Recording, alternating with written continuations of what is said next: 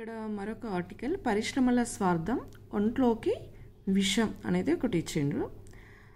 ఇదేంటిదంటే విచ్చలవిడిగా నా పరిశ్రమలు వాటి నుండి విడుదలయ్యే కాలుష్యాలను మొత్తం కూడా నీళ్ళలోకి నదుల్లోకి ఎట్లా వదిలేస్తున్నాయి, అవి ఏ విధంగా నష్టం వాటిల్లుతున్నది అనే దాని మీద ఇది రాయబడిన ఆర్టికల్. మీకు ఇదంతా అవసరం లేదు, కానీ మీకు సబ్జెక్ట్ పరంగా ఎంతవరకు అవసరం ఉంటుందో అనేది నేను పాయింట్అవుట్ చేసినాను. మీకు ఆ ఇన్ఫర్మేషన్ ఇక్కడ మీకు చెప్పదలుచుకున్నాను, మీరు నోట్ చేసుకోవచ్చు.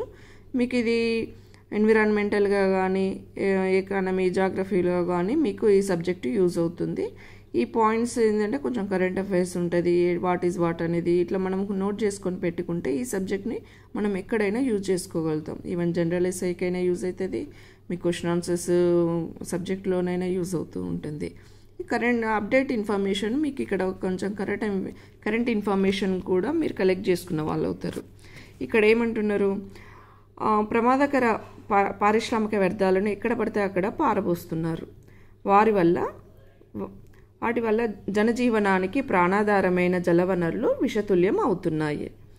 పంట భూములు సాగుకు పనికిరాకుండా పోతున్నాయి.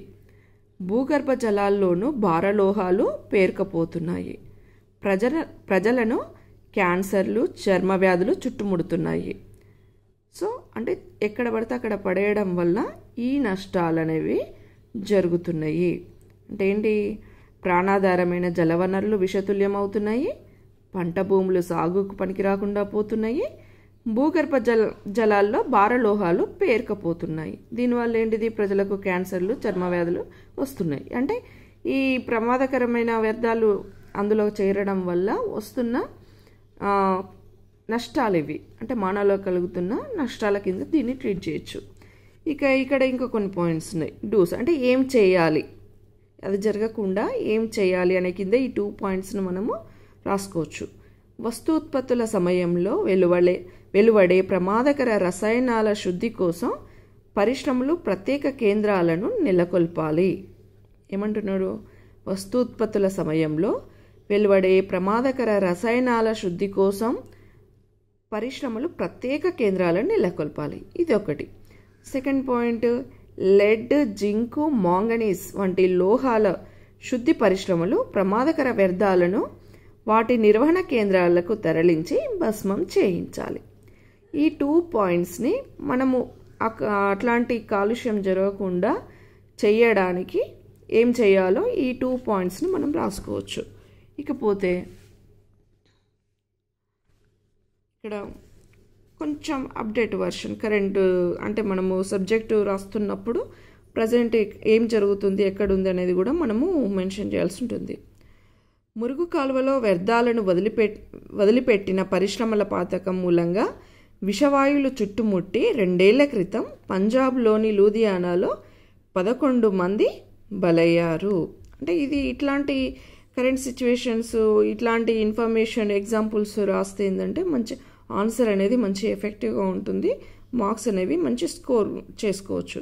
మురుగు కాలువలో వ్యర్థాలను వదిలిపెట్టిన పరిశ్రమల పాతకం మూలంగా విషవాయువులు చుట్టుముట్టి 2 ఏళ్ల క్రితం పంజాబ్లోని లూధియానాలో 11 మంది బలయ్యారు. ఇంకా ఏమంటున్నారు ఇక్కడ, పవిత్ర గంగా నది తీవ్రంగా మలినమైపోవడానికి ప్రధాన కారణాల్లో పారిశ్రామిక వ్యర్థాల చేరిక ఒకటి. మన గంగా నది పొల్యూట్ అయింది అనేది తెలుసు, దానికి కూడా గంగా మిషన్ ఒకటి స్టార్ట్ చేసిండు క్లీన్ చేయడానికని, క్లీన్ గంగా స్కీమ్ అని.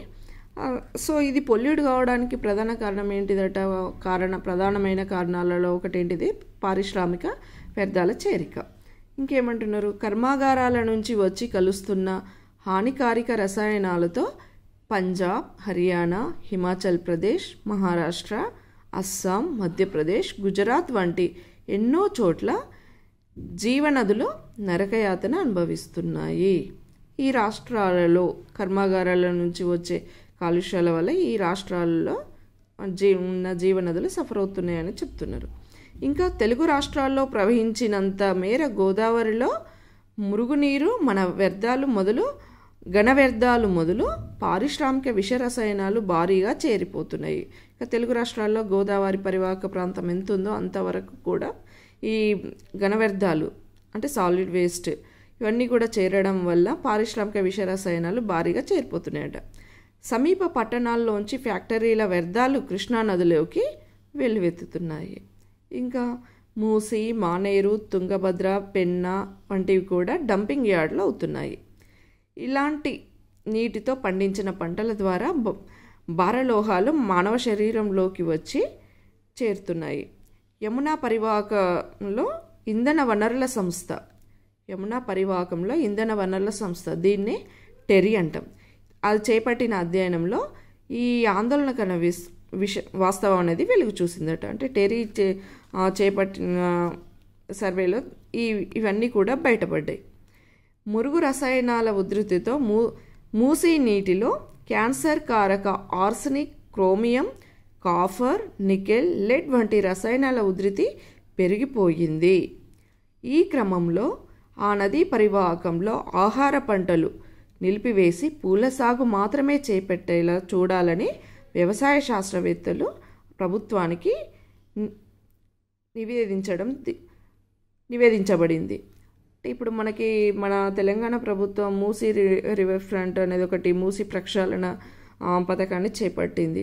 అంటే ఇక్కడ మనకి చెప్తున్నది క్యాన్సర్ కారక కారణాలు చాలా ఉన్నాయి. సో ఈ నీటిని పంటలకు మళ్ళిస్తే ఆ పంటల నుండి మళ్ళీ మానవ శరీరంలోకి పోతాయి.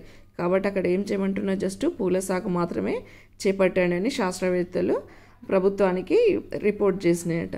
సో ఇప్పుడు మన తెలంగాణ ప్రభుత్వం కూడా ఈ మూసీ ప్రక్షాళన అనేది ఒక ప్రెస్టేజ్ స్కీమ్గా చేపడుతుంది.